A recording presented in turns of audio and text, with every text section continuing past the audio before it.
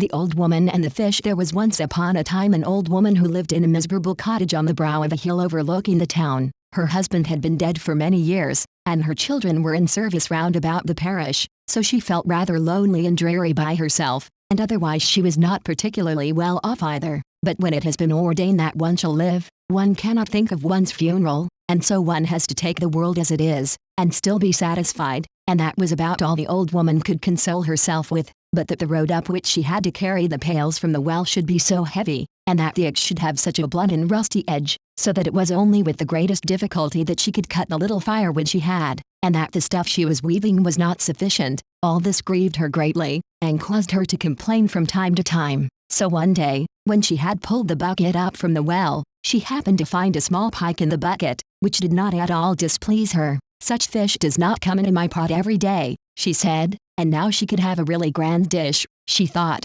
But the fish that she had got this time was no fool. It had the gift of speech, that it had. "Let me go," said the fish. The old woman began to stare. You may be sure, such a fish she had never before seen in this world. "Are you so much better than other fish, then?" she said, "and too good to be eaten?" "Wise is he who does not eat all he gets hold of," said the fish. "Only let me go, and you shall not remain without reward for your trouble. I like a fish in the bucket better than all those frisking about free and frolicsome in the lakes," said the old woman. "And what one can catch with one hand, one can also carry to one's mouth," she said. "That may be," said the fish, "but if you do as I tell you, you shall have 3 wishes. Wish in one fist, and pour water in the other, and you'll soon see which you will get filled first," said the woman. "Promises are well enough, but keeping them is better, and I shan't believe much in you till I have got you in the pot," she said. "You should mind that tongue of yours," said the fish, "and listen to my words. Wish for 3 things, and then you'll see what will happen," he said.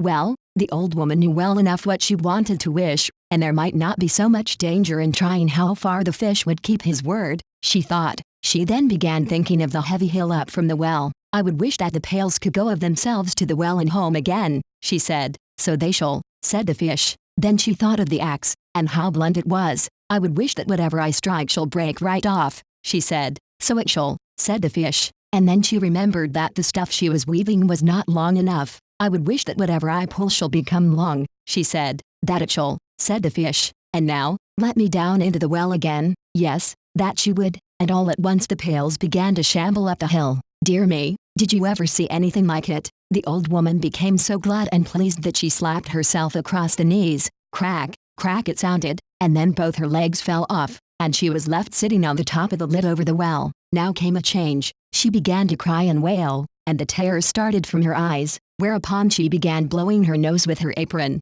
and as she tugged at her nose it grew so long, that it was terrible to see. That is what she got for her wishes. Well, there she sat, and there she no doubt still sits, on the lid of the well, and if you want to know what it is to have a long nose, you had better go there and ask her, for she can tell you all about it. She can.